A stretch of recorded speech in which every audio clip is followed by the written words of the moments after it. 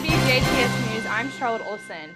A line of heavy thunderstorms rolled through our viewing area Tuesday afternoon, resulting in reports of damage in part of Dubois County.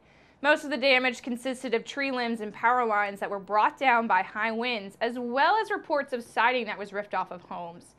Officials with the Dubois County Emergency Management Agency say that they received word of a possible funnel cloud near the Dubois area in the vicinity of State Highway 545. This then triggered the activation of tornado sirens in the area by the Dubois County Dispatch. Dubois County EMA Director Tammy Humpert says that information in regards to storm damage and the possible funnel cloud that was received has been sent to the Louisville office of the National Weather Service. Now, no major damage was reported to the Emergency Management Agency. If you have any damages or reports, you can call them at 812-482-2202. A Jasper man was placed under arrest after he was involved in a domestic battery incident on Tuesday evening. Jasper police say that at approximately 9:45 last night, deputies with the Dubois County Sheriff's Department received a report of domestic battery that occurred within the Jasper city limits. It was then at that point that the Jasper police did take over the case. Authorities say that a female reported that 48-year-old Timmy Lagenauer of Jasper struck her in the face after he had been drinking earlier in the evening. The female victim then told police that he attempted to punch her, but she dodged the attempted strike. The female then told police she then left the residence with him still pursuing behind her. Once she exited the building, she told police that Lagenauer allegedly stopped following her. They say she then walked to the nearby Dubois County Security Center to report the incident to the authorities there. Lagenauer was arrested and booked into the Dubois County Security Center on a Class A misdemeanor count of domestic battery. Last night, the Honeyburg Common Council and Utility Board heard from Midwest Region developer Miller Valentine Group in regards to the lofts at St. Joseph project. Pete Schwagenroth told the council that the development is 90 to 95% complete and expects to open its doors for the lofts in the near future. Schwagerhot says that the lofts located at 1900 Medical Arts Boulevard at the site of the former St. Joseph's Hospital on Honeyburg's north side are designed for adults 55 years and over. He then stated that the lofts are not yet filled and there is still room for those interested in applying for the residential community. To submit an application or for more information about the lofts, you can call 855-784-8165 or you can email lofts@stjoseph@proemal.com. Council member Jeff Bounds also noted that it's a positive aspect for the people of Honeyburg to observe that the hospital is coming back to life. Honeyburg Mayor Denny Spinner talks about the progress of other projects taking place in Honeyburg, including a public hearing for the Market Street Park Stellar project. Once that application is approved, then we'll be able to proceed with a contract for the engineering services associated with Market Street. And on the timeline that we're looking at now, if those deadlines are hit, we should be in design for the second half of this year in preparation for a project bid early in 2017 and a project construction to start in the 2017 springtime period. This was the second of 3 public hearings needed for the project that were conducted by Indiana Region 15 Director Lisa Galehausen. The application will be in full review and the city is expected to see a final approval in the next 60 days. Transit Director Sue Tooley last night told the council about the consideration of a contract and resolutions. First, she spoke of the possibility of entering into a contract with IU Health Occupational Services, which would be replacing Public Safety Medical as a providing vendor of medical qualification services, which pertains to the fitness for the duty program in the transit department that was approved by the board. The Fitness for Duty program was a pilot program for the state of Indiana that provided a source of training to make the determination if an employee is fit to drive city vehicles as part of their job.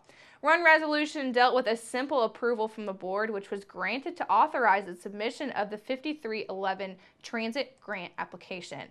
The other was in regards to the title plan that was already submitted last year, but due to some wording that needed to be reinstated by the board last night.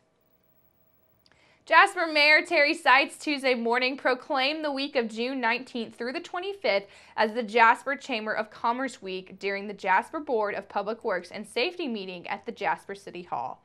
The Chamber of Commerce was incorporated back in 1954 and the chamber works with businesses, merchants, and industries to advance the civic, economic, industrial, professional, and cultural life of the Jasper community.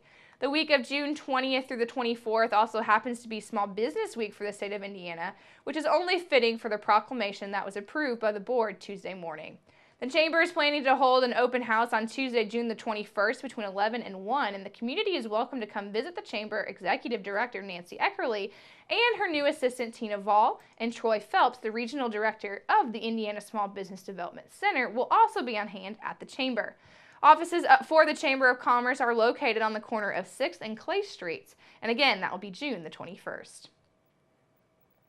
In other business, Tuesday morning, the Board of Public Works listened to Jasper Police Chief Mike Bennett as he reminded the public that mopeds, which the Indiana legislature renamed motor-driven cycles, must have license plates and that moped drivers must have a valid ID issued by the state of Indiana.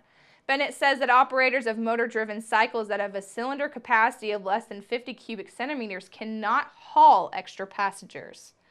Also, the board permitted the Jasper Street Department to close the intersection of 9th and Main Streets if need be in order to correct a failed storm sewer and repair the sinkhole that is formed as a result. Since the work is being conducted in the northeast section of the intersection, Street Commissioner Jeff Teising did not feel that the entire intersection would need to be closed. Teising says the street department will announce the closure at a later date.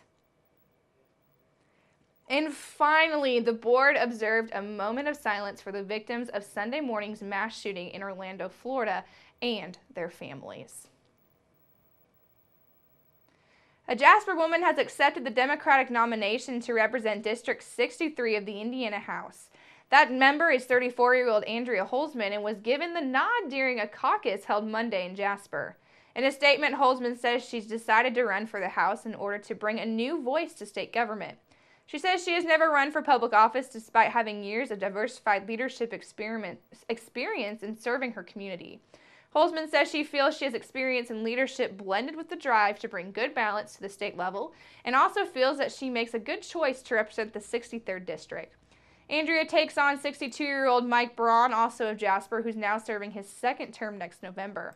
She's a graduate of Jasper High School, and she also attended Vincennes University. She is now married with 3 children. However, until recently, she was the youth director at Trinity United Church of Christ in Jasper, and now volunteers her time with the church in that role. She is a part-time educator with Greater Jasper Consolidated Schools, and Holzman says that she decided to run for the seat due to her view that the current governor and the majority of legislators seem more interested in playing political games than serving the Hoosier families. She says she feels residents deserve better and needs more everyday, common people, not just politicians running for office. Keep it right here, because up next we'll take a look at your weather summary.